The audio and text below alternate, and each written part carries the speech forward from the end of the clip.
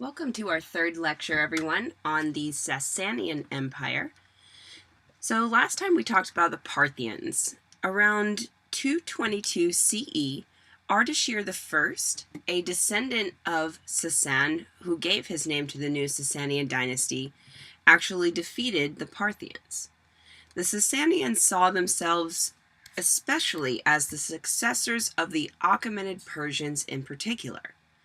One of the most energetic and able Sassanian rulers was Shapur I, who ruled from 241 to 272 CE.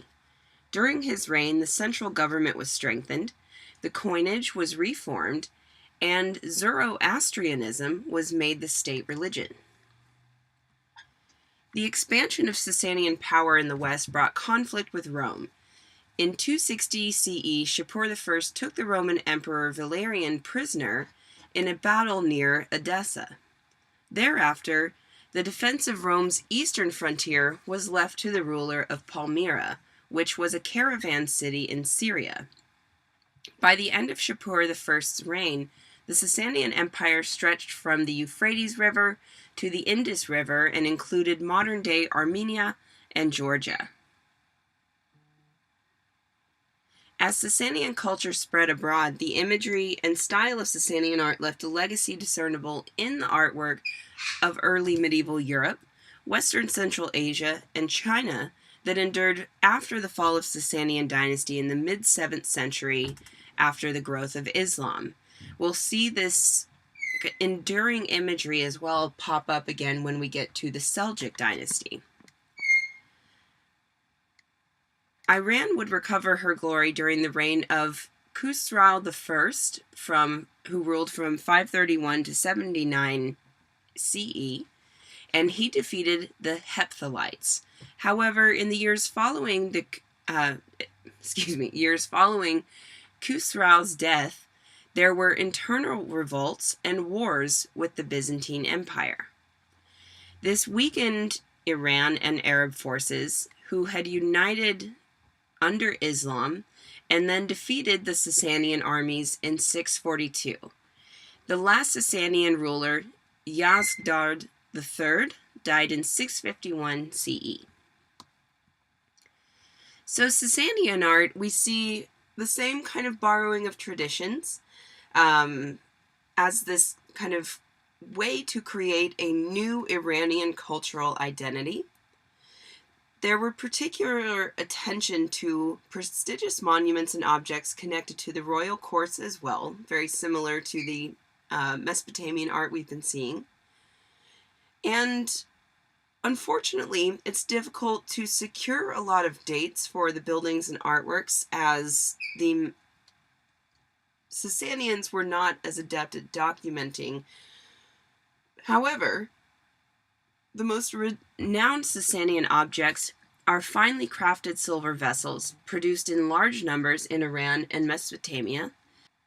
They were usually hammered into shape and then decorated using a variety of techniques.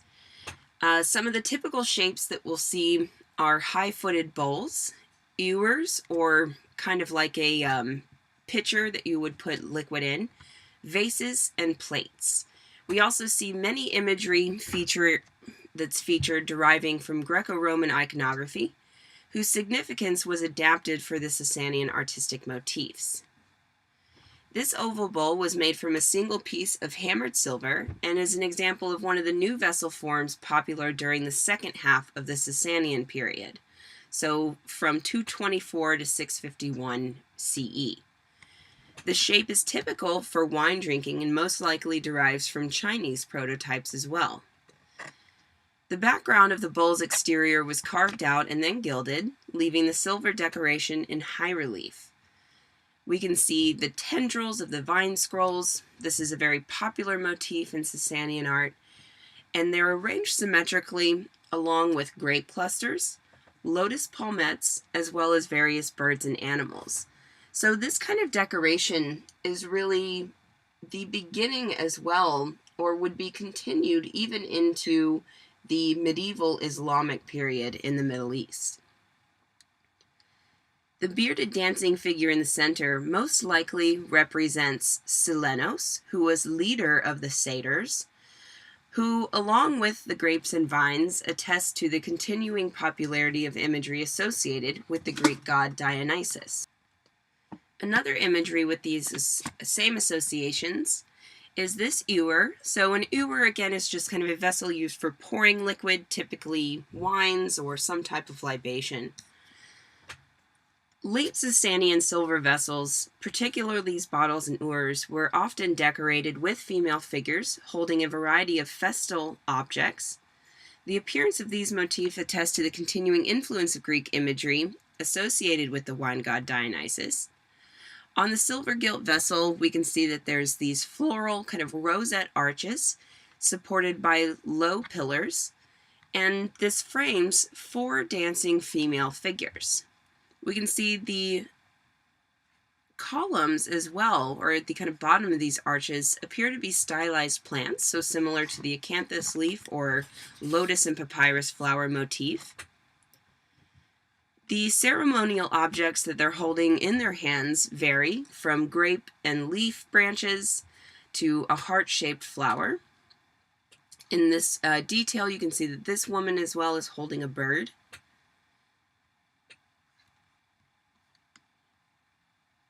These figures are often attributed as being related to the female followers of Dionysus, known as Meneiads. So you can see the red here, Dionysus, or at least this is a scene from Greece. Dionysus did not like to be lonely when he drank, or in general, and he surrounded himself with satyrs. Satyrs are half men, half goat creatures, and Meneiads. So Meneiads are the female followers of Dionysus. So we can see some of these women who are here represented in this scene. However, it has also been suggested that these figures have been adapted to the cult of the Iranian goddess Anahita. So Anahita, we can see a representation of her here. She has the hold of 2 lions. So I want you guys to think back to the Assyrian artwork. We looked at that frontal hero holding a lion, and it's the same kind of imagery, that this is an effortless event happening for this deity, meaning that they are very powerful. Unfortunately, no text survived to actually explain the appearance or function of these female figures, so it is still somewhat ambiguous. But it seems likely that these vessels, because of their decoration, would have been intended to hold wine for court celebrations or even religious festivals. Religious symbolism and imagery are also present in a silver plate with images of 2 young spearmen and winged horses. And we see this borrowing imagery from Greek culture with Bellerophon and Pegasus, as well as from the Dioscuri, or the divine twins Castor and Pollux. The constellation Gemini was called Du Pakayar in Middle Persian astronomical texts. So this gilded silver Sassanian plate features an unusual scene that borrows from these Greco-Roman prototypes, but also Iranian ones as well. We see the 2 youths standing on a platform facing one another. Each is holding a staff and the reins to the winged horse. This is reminiscent of those kind of representations of Bellerophon and Pegasus. Both horses bend their necks down to drink from a large vessel supported by a female figure that we see in the center, who appears in a bust form, so only from the top of her body up, engaging from, or she's kind of emerging from a frieze of half palmettes. She is most likely either a personification of water, or could be another representation of the Iranian river goddess Anahita. In the background, we can see a small cross-legged figure who's playing the lute.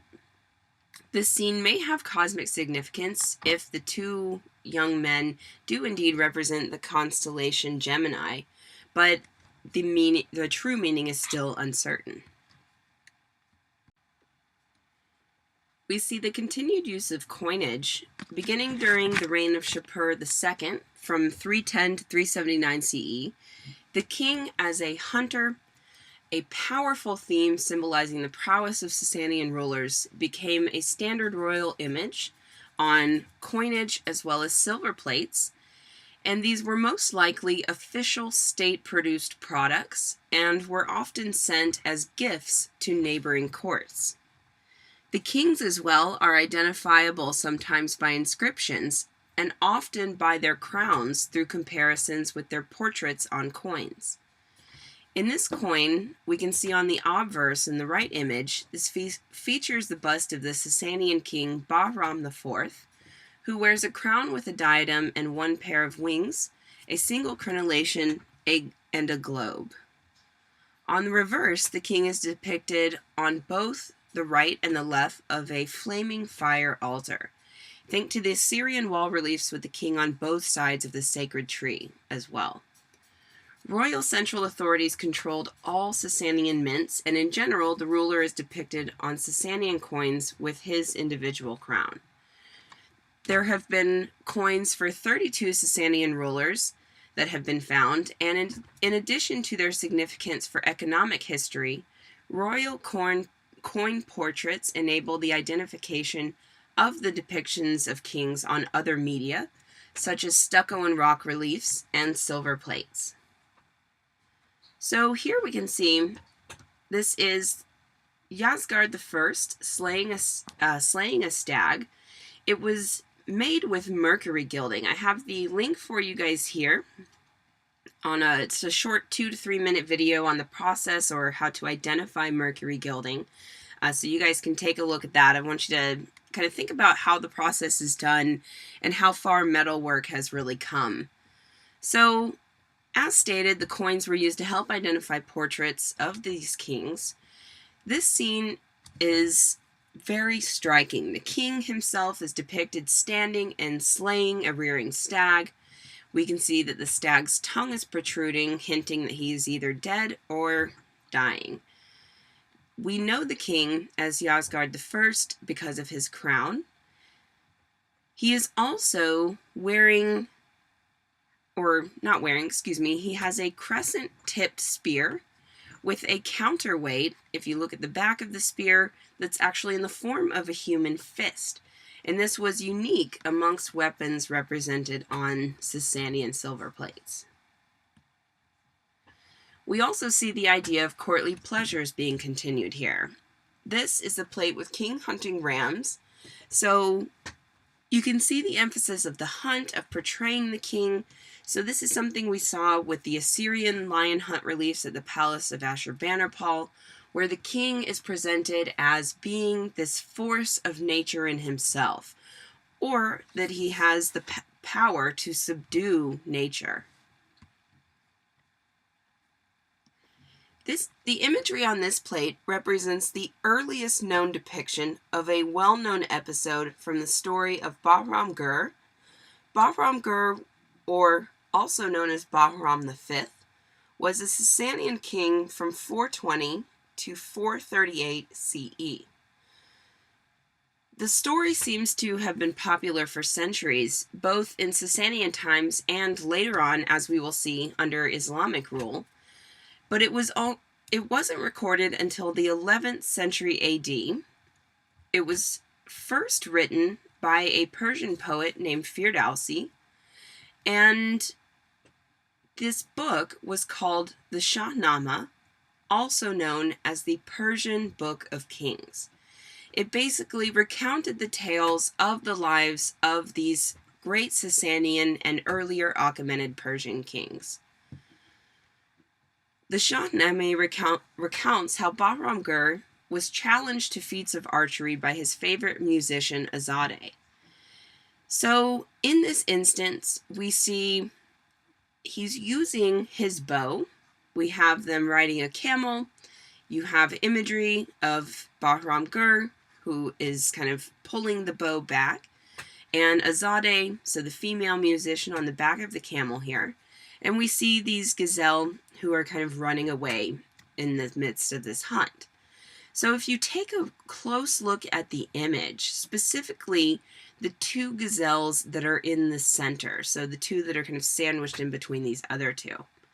The first one, Bahram changes the male gazelle to a female with a single shot by removing its horns. You can actually see the horns are attached to the arrow.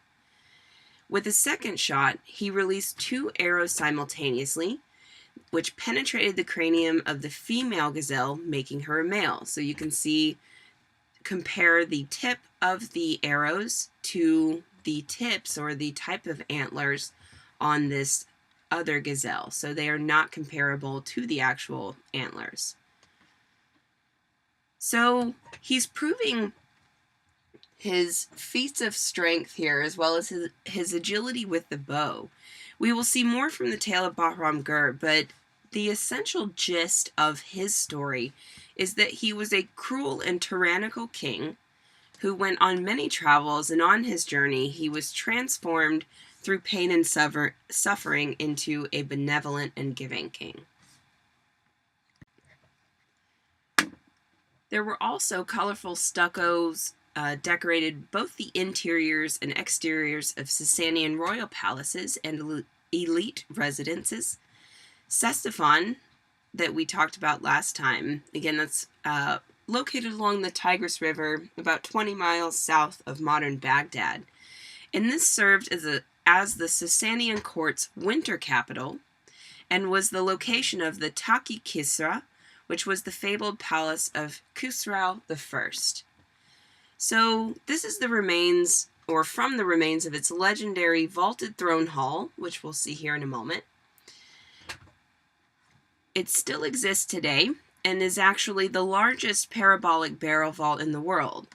We can see that this stucco decoration was made with a mold and comes from the wall panels of the Ez Zatir, which was a large house near Ctesiphon.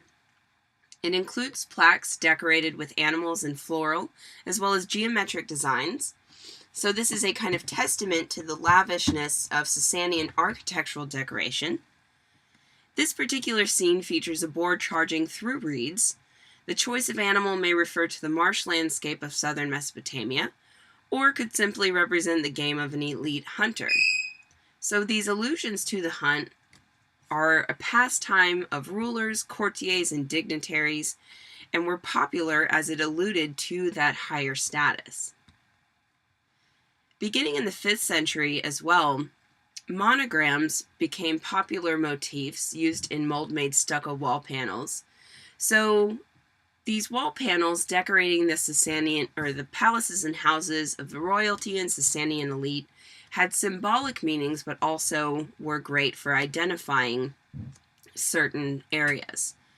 So this panel comes from what is known as an Iwan, also the vaulted hall of the large house near Ctesiphon. So you can see in the image of this architectural structure to the left, so there's a large barrel vault, which creates a sort of one-sided hall, and this is known as an Iwan. In the stucco panel, there are a group of letters in the Persian script. We can also see the lunar crescent above the symmetrical feathered wings, and it's encircled by pearls. This motif was known to have a very kind of protective significance as well. In the corners of the tile, you can see the half palmettes that would have formed a complete design palmette when the panel was placed within an arrangement with other identical ones, kind of like tiles. Sassanian luxury arts also included seals made from precious and semi-precious stones. So think back to the practice of making cylinder seals. However, these seals come in a more oval form, very similar, think back to the Victorian era when those type of pendants, rings, earrings, etc. were very popular. They also made textiles, including silks, one of which we'll see here in a moment, and glass and ceramic vessels. These objects, or these luxury objects, were traded via sea and land routes that connected Europe and East and South Asia. Surrounding workshops that adapted Sassanian designs and produced silver vessels in particular were established in Central Asia, Western Iran, and areas of the south of the Caspian Sea. This particular oval seal is finely crafted. We can see that there's a full-length image of a male figure. We know that he has a high rank. Whether he's a prince or a nobleman, however, is not clear, since this seal actually lacks an inscription, but we can tell based on his attire that he is a significant rank in society. It's actually quite rare to see singular full-length figures on Sassanian seals, as you see in this one. This gentleman turns to look at a plant or a blossom that is very simply drawn, and he's holding it up in his right hand. He also holds the hilt of his sword with the other hand. 2 dots on the chest may indicate a clasp for a cloak as well, though we don't see it being represented. And his stance and dress are like those seen on male figures in early Sassanian rock reliefs. So what we see here, you would have your seal, again, might be worn as a ring or a pendant. So this is still the same idea of kind of rolling the cylinder seals across the cuneiform tablet. So we can see the impression that's created by the carving in the precious stone. These seals were often, again, made of these semi-precious stones, and royal ones would always be larger in scale. This vertical strip of silkweave fabric has a repeated pattern of winged horses in pearl roundels, so the pearl motif is coming through again, which starts to be classified as a characteristic Sassanian motif. The horses alternate facing left and right with outstretched wings and knotted tails. Each wears a pearl band with fluttering ribbons around the neck, and a ball and crescent headdress supported by a shaft, and they have little ankle fillets. The roundel's pearl border is interrupted at the bottom and top and sides by concentric squares. In the background, we can see stylized blossoming trees, which are flanked by these kind of floral elements enclosed in a motif with a rounded top. And this textile motif is very typically Sassanian. We also see similar patterns appearing on the rock reliefs of Taki Bustan in Iran. This was a prominent site, an example of which you can see at the top here, in between the detail and the image of the silk. Winged horses as well are featured on Sassanian metalwork and stamp seals, and the ball and crescent headdress is comparable again to the royal crowns depicted on those Sassanian coins. These textiles were exported throughout the ancient world, and their manufacture and iconography reflect the artistic transformations and also adaptations that occurred along the Silk Road. Their major centers of production, however, remain unknown, whereas we do know where coins were minted, several locations. For our next lecture, we'll be talking about the revival of the legendary myth of Bahram-Gur and Azadeh. So we'll be seeing a couple of different representations of Bahram-Gur and Azadeh in this particular narrative as it becomes very central to Sassanian as well as later Iranian identity.